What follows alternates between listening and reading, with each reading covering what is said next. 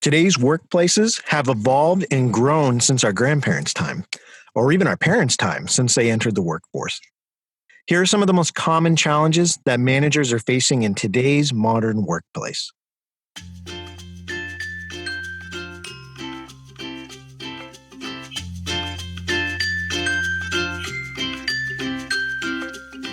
Hello, everybody, and welcome to Inbound Academy, brought to you by Risen. As always, I'm your host, Jeff Lambert. Will is joining me today, but not in the studio this time, as we are practicing safe social distancing concerning the current worldwide health situation that we're faced with. So, Will, thanks for joining us remotely. How are you holding up? Hey, Jeff. Thanks for your time. I'm doing good here, practicing social distance, like you said. And obviously, as an organization, we all work remote. So this, for us, at least, is pretty business as usual. But doing good. That's good. Can't That's complain. good. We're very lucky to be in this country, period. It's true.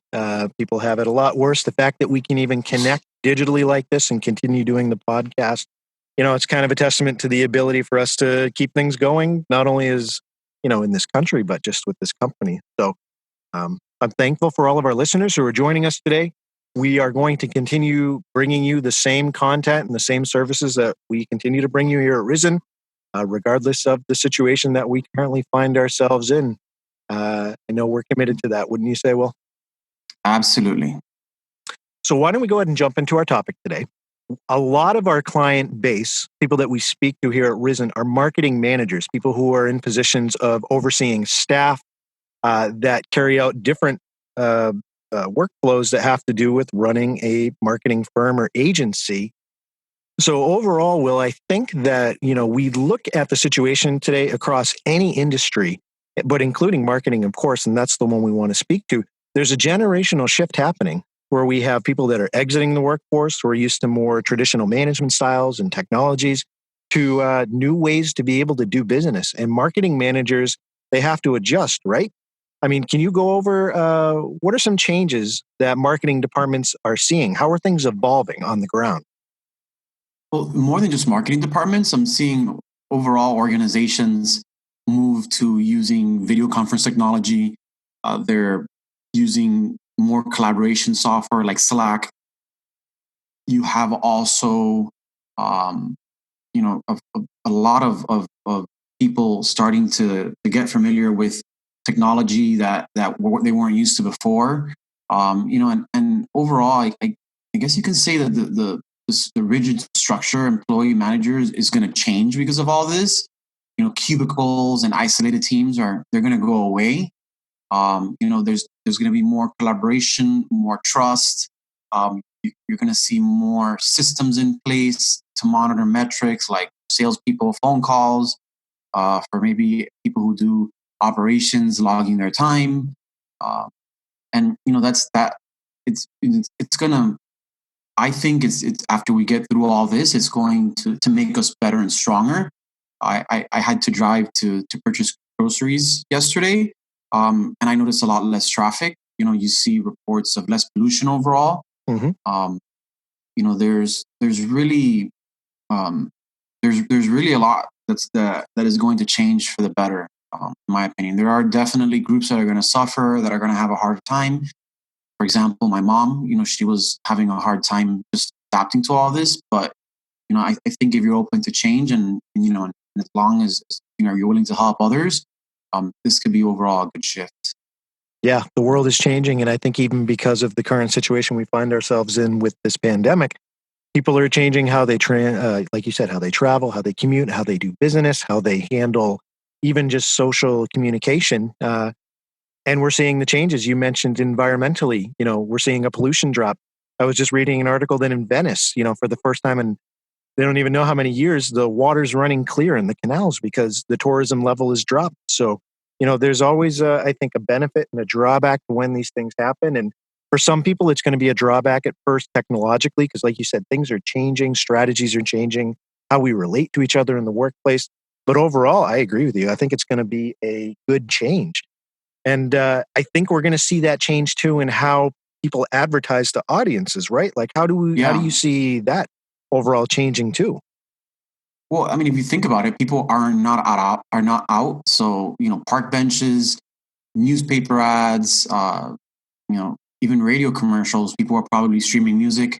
There's a lot. There's going to be a big impact there. More people are online researching information, uh, trying to learn, and the way that companies now react to these people it's pretty obvious. Like you see, like on my Facebook, people are trying to sell me masks, right? They're trying to sell me weights.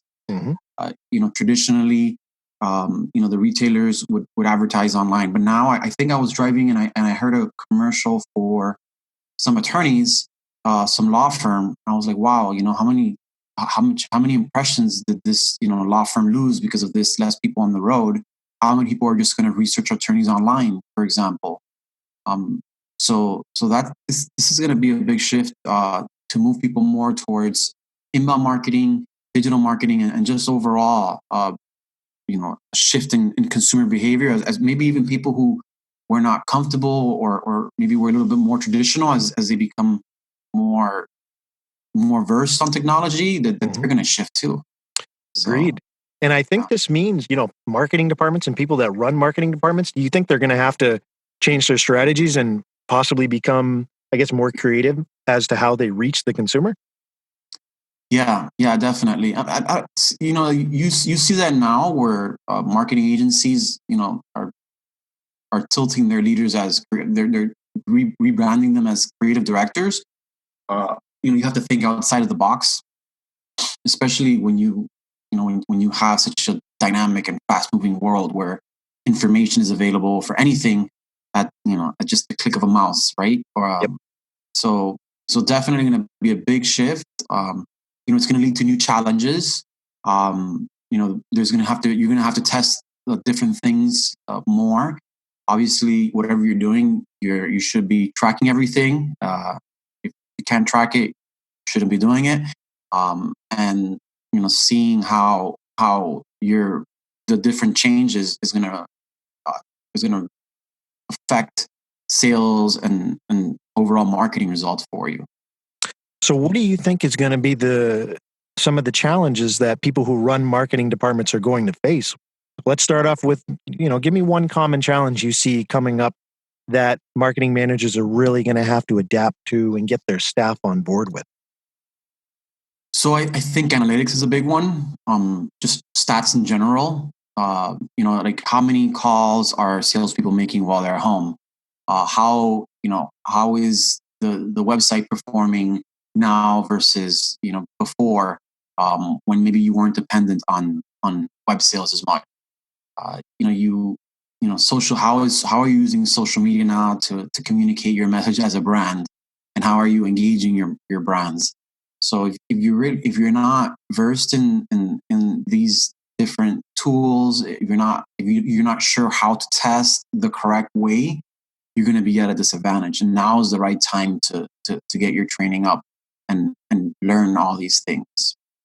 So if I'm a manager of a marketing department, I've been doing it for 20 years, maybe I'm still a bit new to using analytics and testing my material and really looking at the stats to see how things are performing and trying to create that unified message for my brand. Do you have any suggestions on where I could go to maybe get some skills development, some professional updates to be able to help meet this challenge?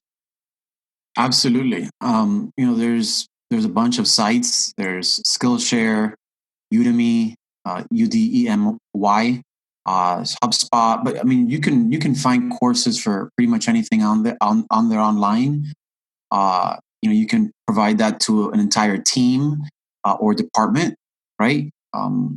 You can hire an agency, for example, to help mentor and train your team to acquire the skills that lead to actual growth. That's another alternative. We're a firm believer in hiring experts and coaches as needed.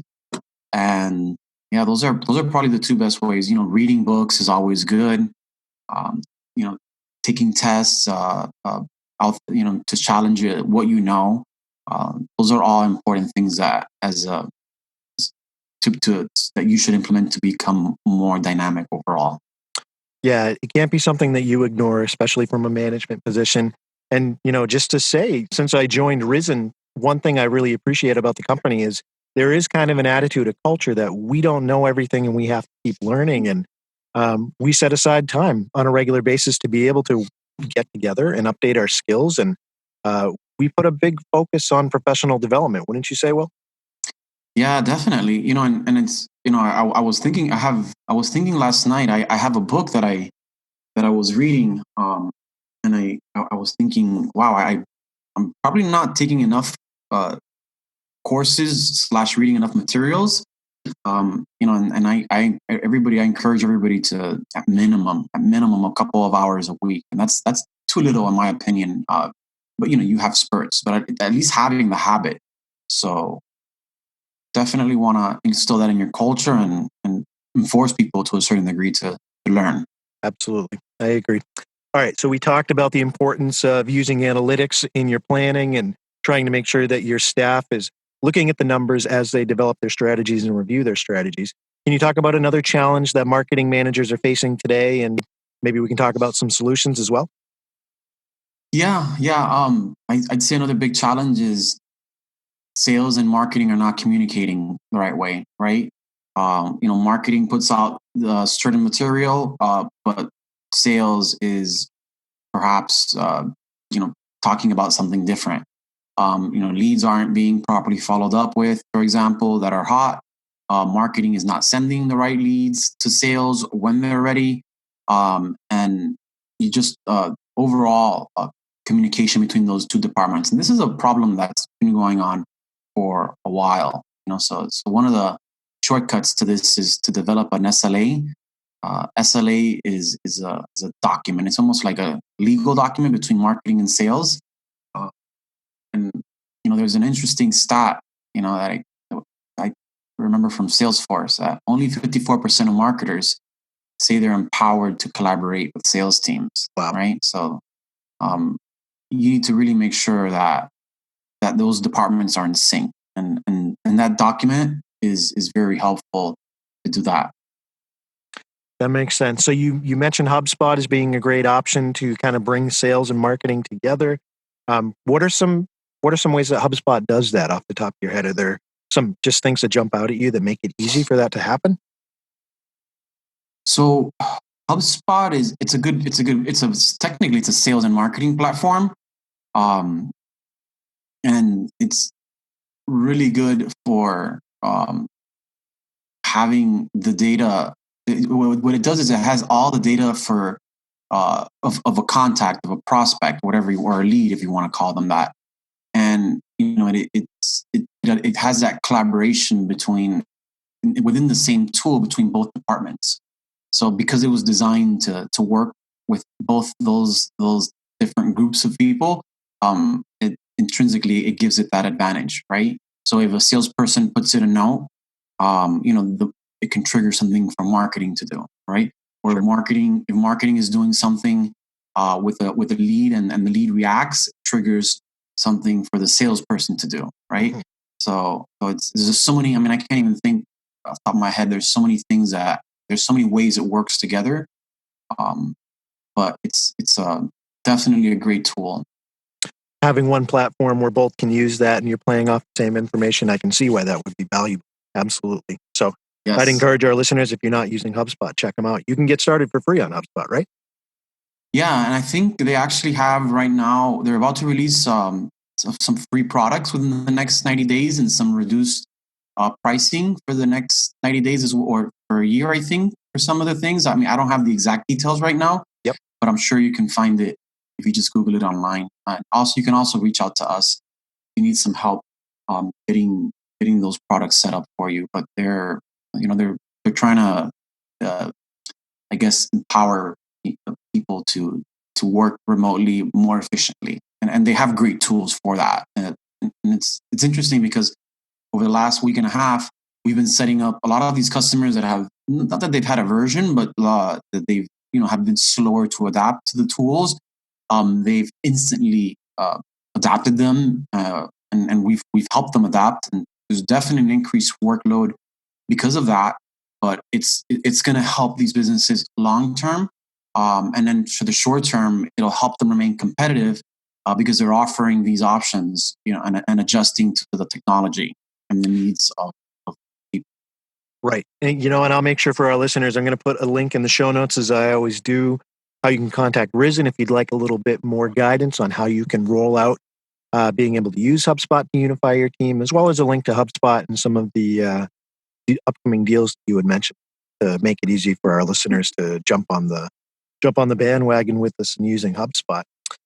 Why don't we shift to another challenge for marketing managers? I think outreach is always something that we have to think about in marketing, how we have to kind of change our tactics to match the current situation of how society, interact with each other and how we can reach people. Do you have any insight as to what managers could do to improve their outreach efforts? Yeah, it's definitely crucial to offer audiences more than just standard outreach and standard, maybe just a phone call back, right? Right. But I think something that's like 80% of customers believe the experience a company provides is just as valuable as their product or service. So most customers already expect you to reach out on social media and send emails with sales and new products. And I'm sure you've seen that. You buy something and you get subscribed to their newsletters, etc. Yep. Um, you want to start creating value with customers by creating experiences they wouldn't receive from your competition. So, I'll give you a few examples. I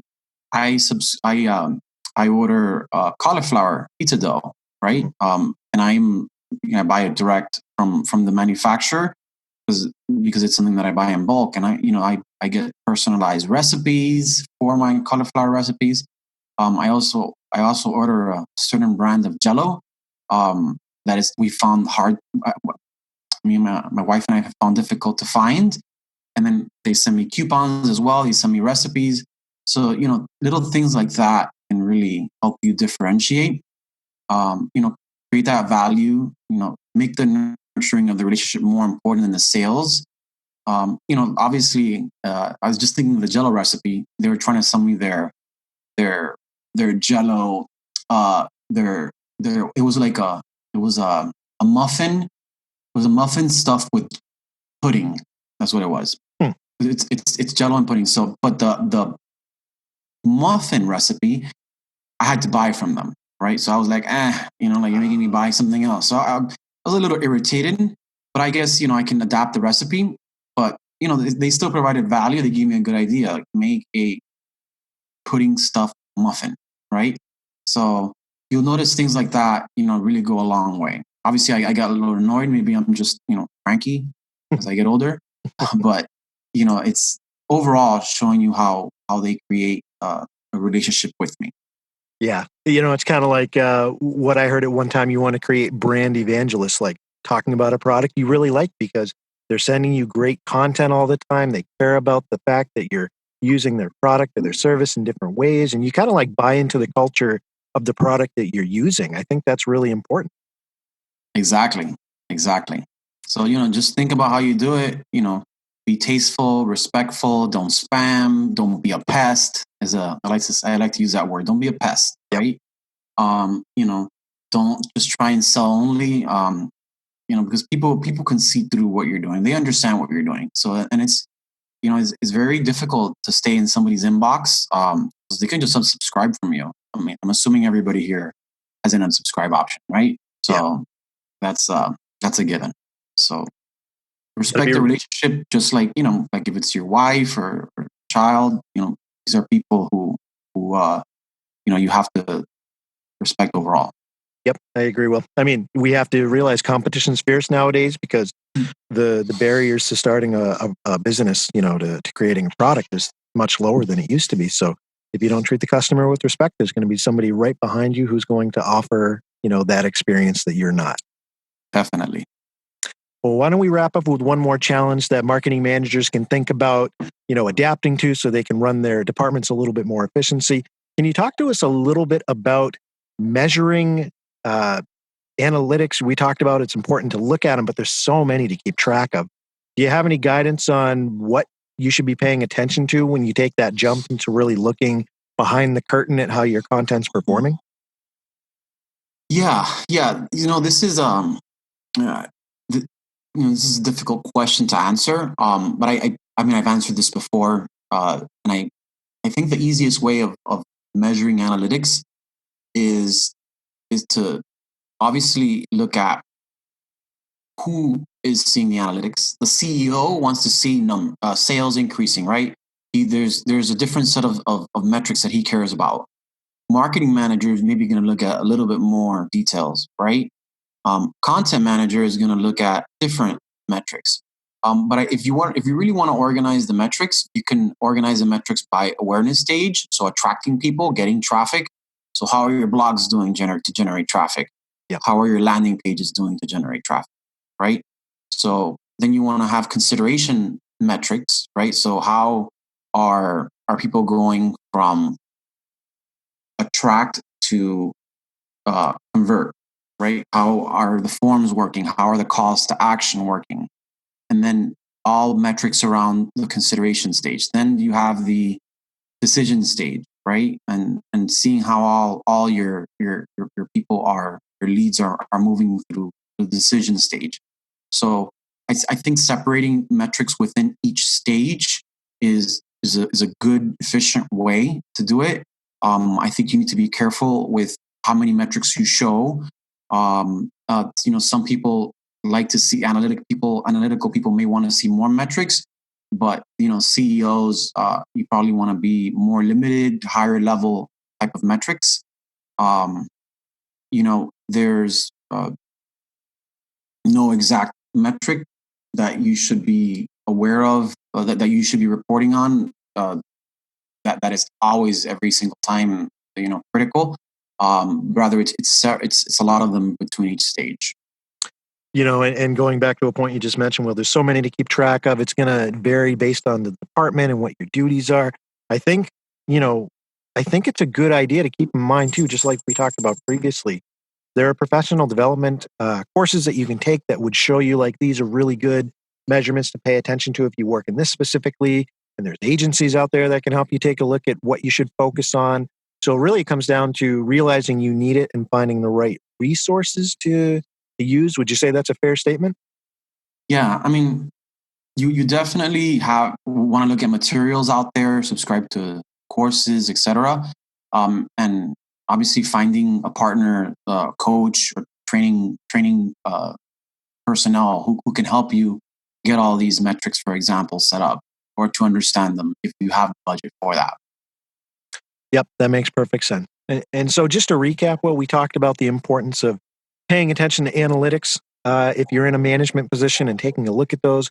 We talked about the importance of making sure your staff is up to date on what they're doing, making sure that you're collaborating with someone else, that you're creating a positive experience that's better than what your competition is doing for the customer. And then, like we just talked about, making sure that you are paying attention to the right metric. Yep. Overall, Will, do you think that is this a hard transition that managers have to face in order to adapt to this new world that we're stepping into? A lot of companies already have metrics in place. I don't think that's difficult. I think there are going to be some metrics that you're not used to looking at, that they're going to have to start paying attention to. And it depends on the department, right? A factory probably has metrics that they look at with regards to their output of their product, right? So that's already done. But how the marketers who are now remote, what they're doing with their time, what the salespeople are doing, or other personnel, those are going to be new challenges and just being able to understand, what they're doing. And I think, now that we're talking about this, I like the reason I say I think this is going to be for the better is because a lot of people can get the job done faster as long as the job is getting done within your organization and your metrics are overall trending up. People are going to be more efficient. You don't have to necessarily watch their hours and like, why didn't you put in 8 hours? Because I think that's unproductive because people can fake their time, for example, or lie. So as long as the job is getting done, and you overall understand, the bigger numbers behind your organization and how the smaller ones relate to it, I think you'll be okay moving forward. That's a good place to leave off, Will. You gave a good plug for our next episode. We're going to be talking to Nicole about communicating with millennials and Gen Z, these new generations of the workforce that are coming in, and how you can work better with them. So, yeah, it's a two-step process. You have to update your own skills in terms of how you're marketing and what you're paying attention to, and you also have to change how you communicate and how you administrate to a different group of people coming in. So, with that Yeah. said, that's a good plug. People, turn into our next episode because we're going to cover another aspect of this. And Will, thanks for taking time to come by and discuss this, and certainly stay safe during this time. And I'm sure we'll get together again soon for another topic. Yes, definitely, Jeff. You too. Stay safe. Stay quarantined. And to our listeners, thank you so much for joining us again for another episode. And remember, you can expect a new one every week. It's always going to be filled with advice that's going to help you grow your business. And remember, if you're looking for an experienced, friendly, and results-driven team that can help you with this growth, check out Risen by going to gorisen.com. That's Risen with the Z. You can also follow us on social media. We're on Facebook, Instagram, Twitter, and LinkedIn. And you can search for us at the username Risen Inbound. That's one word, Risen Inbound. And for the people that have been tuning in every week and you're loyal to the following and you've gotten to know what muffin recipes Will likes and the type of bagels that I enjoy. One way that you can help us continue to grow the podcast, if you can just take a minute, leave a review on the podcast app that you're using. It can be as simple as assigning some stars or as large as leaving like an actual written review. That helps us get in front of new listeners. And our goal is to help anybody who is in the business of trying to grow their business. But overall, thanks for your listenership. Thanks for your support. And we'll see you on the next episode.